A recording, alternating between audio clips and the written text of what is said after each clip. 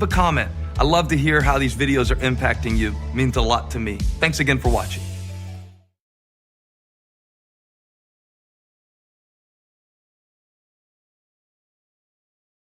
Akekho ofana noJesu, akekho ofana naye, akekho ofana noJesu, akekho ofana, akekho ofana noJesu.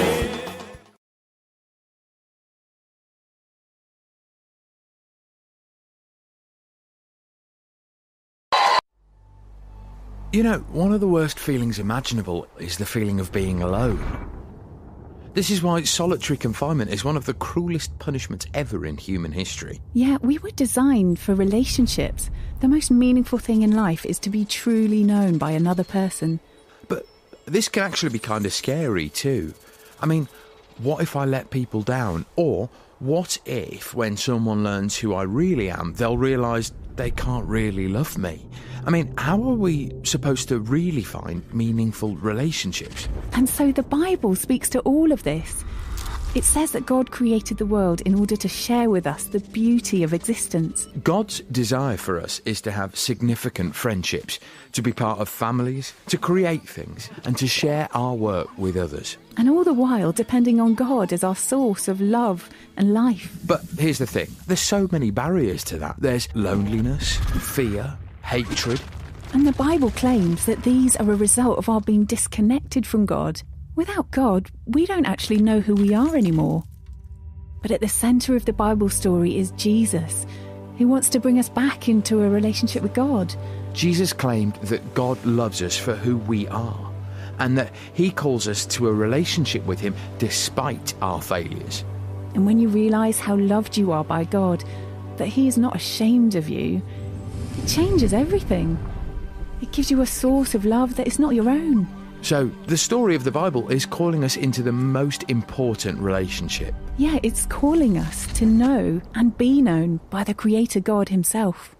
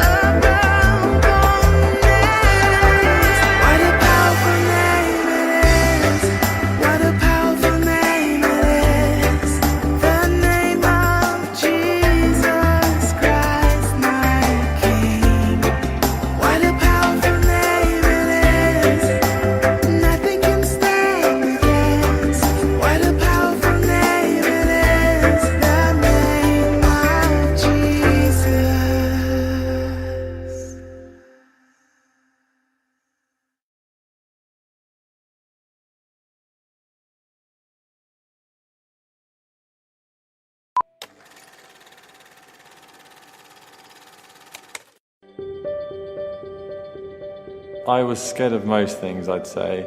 I think just not being the same as everyone else was kind of a big fear at that point. I was scared of like spiders. I was definitely scared of the dark when I was a kid.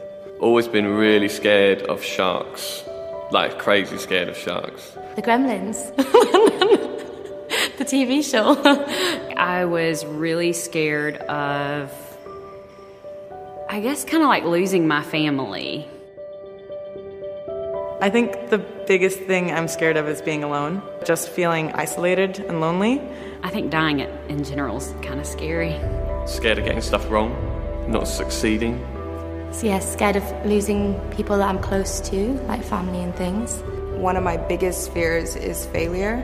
Yeah, I think today I'm scared of really genuinely being like fully who I am and not being scared of what people think of me. I think I have a fear of people. When I'm around groups of people, something in me just says like, these people don't really want me here. It makes you feel small and unable. It can really just keep you from almost expressing yourself completely. I think I'm really guilty of that, actually. Even if you know you should be doing something, fear just tells you to pause. It just pulls you away from everything that is you. You are literally living a lie. If you have hope, anything is possible. I think that's the power of hope. I feel like living with hope allows for more opportunity. You know, the great thing with living with hope is that you paint a picture of a better future in your head, and as you paint that picture, you start to step into that future. I think I hope to become myself more. I started looking at God and church. So I have hope because of my faith in God and seeing the things He's enabled me to overcome in the past. I have hope that He can do it again in the future. I think if you experience something in life, you then start to trust it. Even when things are crazy around, I'm still like, you're in control and you're bigger than all the stuff that the media might be telling me really sucks right now. My source of hope is my relationship with Jesus. You know, if I could only hope on myself and put my trust in my own strengths and my own gifts and abilities, then, you know, I'm not going to get very far. I think the biggest lie is that I've had in my head growing up, that the notion of God or living in faith is suppressive. You know, hope isn't just about what you can see in front of your eyes. You know, hope is something that sits deep. It's a faith that wells up inside. And then living in faith is just total freedom to be exactly who you were designed to be. And it feels incredible, because why wouldn't it?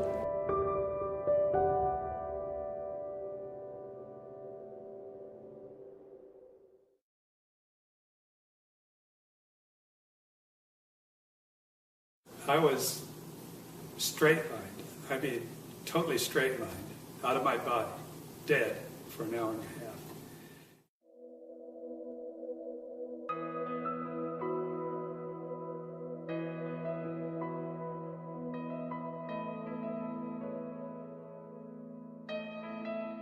My name is Richard Cole, and I am 72 years old. I have never been what I would call religious.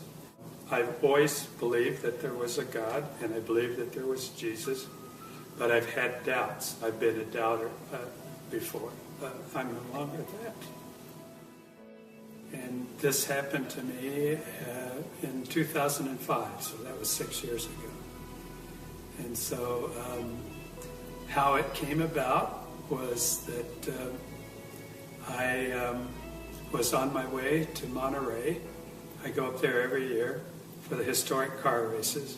While I was stopped at the stoplight, I had a pain that started in my jaw, right in the mandibular area, went down my jawbone, down my carotid artery, and into my chest. I said, "Whoa, this is strange." My friend and his wife said, "What's wrong with you? You don't look very good. What's your symptoms?" I said, "Well, my hands feel a little sweaty and I feel a little clammy." I said, "I don't know what's going on." He says, "I'm going to take you to the hospital." I said, oh, I'll be okay. I'll go home and take an aspirin. This will be done with. He says, no, we're going right now. So we went in, and they put me on a gurney because there was no room in the emergency room. My blood pressure was extremely high, and they gave me a couple of shots right away to try and get my blood pressure down. And then I went right into the x-ray room, and they gave me some x-rays, and came back in a little while, and Steve, the doctor, a friend of mine, says, you have a serious problem. And I said, oh, really? And he says, yes. He says, you have an aneurysm, but what's worse, it's split, and I think you're bleeding internally.